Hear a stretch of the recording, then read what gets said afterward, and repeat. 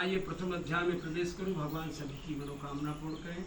सभी बहन बेटिया के घर में भगवान की बधाई हो और आगे जन्माष्टमी होती है, खूब बढ़िया बढ़िया बधाई हो और जीवन चलता रहे। आइए वृंदावन बिहारी लाल की।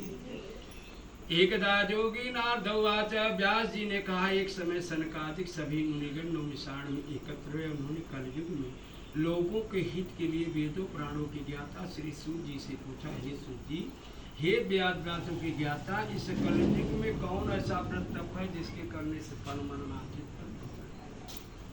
नौमिषाण एक महानगरी है, इलाहाबाद हमारे तरफ जाते समय वहीं बगल में एक बहुत बड़ा नौमिषाण यज्ञ स्थान है। तो जब पृथ्वी का निर्माण हुआ तो सारे ऋषि वहाँ इकट्ठे हुए। बोले, कलयुग में कोई ऐसा चीज बताओ कि जिसमें सबका उद्धार हो। तो नारद ऋषिगण ने पूछा कि अब इस पता को लगाने वाला खाली एक ऋषि नारद है। नारद भगवान सबके घर में झगड़ा बहुत लगाते थे, वहाँ ऋषियों में भी और देवताओं में भी झगड़ा लगाते थे। आवाज भी हैं, कुछ आदमी हैं कुछ होते हैं, जैसे किसी घर में कुछ कहेंगे नहीं, लड़ाई नहीं बजाएंगे, तब से वो स्थिर नहीं रहते। हाँ चलना। तो नारद भगवान को सब बुलाए, बोले नारद को बुलाओ। नारद जी आए, बोले बताओ क्या काम है। और ऋषि के मेन थे, जैसे गांव के सरपंच होते हैं, उन्हें बोला कि सब ऋषिगण हाथ जोड़े, बोले कलयुग में एक बात बताओ, कलयुग में मृत्यु में सब लोग आ रहे हैं और जा रहे हैं, तो इसके उपाय कोई है? बोले उपाय है मेरे पास। बोले कहाँ? बोला विष्णु भगवान। बोले तो फिर वहाँ जाएगा कौन? कह मैं जाऊँगा। तो वो बीड़ा बजाते रहते और नारायण नारायण करते विष्णु भगवान के पास गए। क्षीरसागर में लक्ष्मी के साथ बोले आप तो यहाँ क्षीर सागर में निवास कर रहे हैं और इस कलयुग में सब भोग रहे हैं, परेशान हैं, कष्ट से दुखी हैं, तो उनको आने जाने के लिए कोई उपाय है आपके पास? बोला उपाय है मेरे पास। बोले बताइए क्या है? बोला कलयुग में जा करके और सबको ये बोल दो कि मेरी पूजा जो करेगा, मेरे नाम का उच्चारण करेगा, उसी के सभी कष्ट दूर हो जाएंगे। कलयुग में यही एक सत्यनारायण भगवान की पूजा है, बाकी कुछ नहीं है। तो उन्होंने कहा कि कलयुग में जा करके सभी लोग मेरे भगवान मेरे नाम का उच्चारण करेंगे। तब मुनि श्रेष्ठ ने उत्तम प्रश्न करके उनसे बताया कि अब कलयुग में जाओ और विष्णु भगवान की पूजा करो।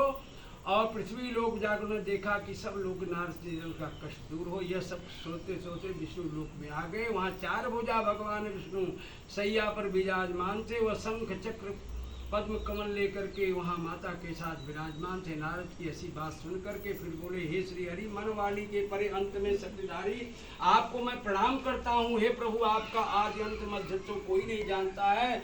लेकिन नारद की ऐसी सुन करके भगवान विष्णु ने मुस्कुरा कर पूछा, हे नारद, तुम्हारे मन में ऐसी कोई बात है जिसके लिए तुम यहाँ आए हो? तुम बताओ क्या बात है।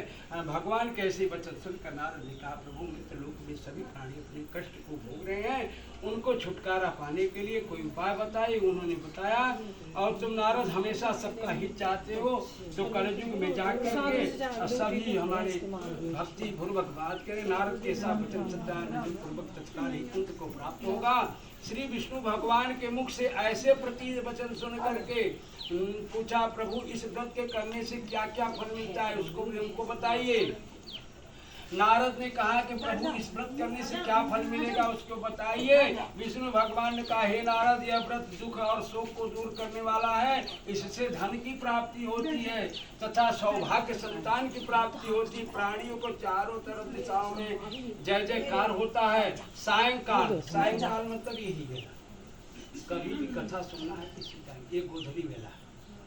भगवान गोधली वाला किसको कहते हैं? भगवान कृष्ण ने गाय को चरा करके जब वहाँ से गोवर्धन से आए हैं शाम को यशोदा के घर, तो गाय के खूर का जो धूल उड़ा है वो आकाश मंडल पर गया है। यही गोधली वेला।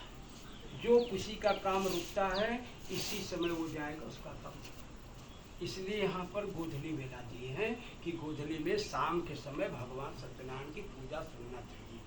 और आजकल तो बहन बेटियां हमारी फ़ोन कर देंगी, चारपाई से उठी तभी पंडित जी कहाँ आओ, जल्दी आओ। भगवान के नाम से कम नहीं तो 3-4 घंटा व्रत होना चाहिए, और नहीं व्रत करो तो शाम को पूजा उनका करना चाहिए। जब भगवान सूर्य छिप रहे हों, थोड़ा सा दिखाई दे, वही गोधली वेला, वही मंगलमय। इसी समय विवाह भी होता है। जो छोरी छोरा का नहीं मिलता है योग गुणगणक नहीं मिलता है तो हम लोग यही वेदांत अधिकार और बढ़िया सुखी होता है। ऐसा वचन सुनकर के सायंकाल पूरी हत्या रखते बंधु बांधव से किसी ब्राह्मण के सहयोग से भगवान सत्यनारायण का पूजन करना चाहिए और प्रसाद आदि लेकर के केले का फल घी दूध दही शहद आदि लेकर के भगवान की पूजा करें और इसके बाद कथा सुन करके प्रसाद ग्रहण करें तथा ब्राह्मणों को दक्षिणा दे करके ब्राह्मणों को भोजन करा के खुशी खुशी ब्राह्मणों को भेजना चाहिए। प्रसाद आदि ग्रहण करने के बाद भजन कीर्तन करना चाहिए। फिर भगवान सत्यनारायण का दर्शन करते हुए बंधु बांधव अपने घर को प्रस्थान करें। इस प्रकार जो भी भगवान सत्यनारायण का व्रत और पूजन करता है उसकी सभी मनोकामना पूर्ण होती है। इस कलयुग में दुख एवं दरिद्रों को छुटकारा पाने के लिए यही एक छोटा सा उपाय बताइए। स्कंद पुराणे रेवा खंडे सत्यनारायण प्रथमो अध्याय समापन। वृंदावन बिहारी लाल की बोल राधा रानी की बोल गिरिराज महाराज की बोल शनिदेव महाराज की। चलिए एक भजन हो जाए। आइए आइए भोले बाबा का भजन करना है। कालों के कान महाकाल। तो आइए सब लोग भगवान का हरि कीर्तन करें क्योंकि माया छोड़ता नहीं किसी को। दिन भर सुबह उठा हाय हाय हाय काम हाय पैसा हाय काम हाय पैसा लेकिन पूरा नहीं हुआ। कब तक? जब तक ये साथ साथ चाहे बहुत बड़े धनी सबको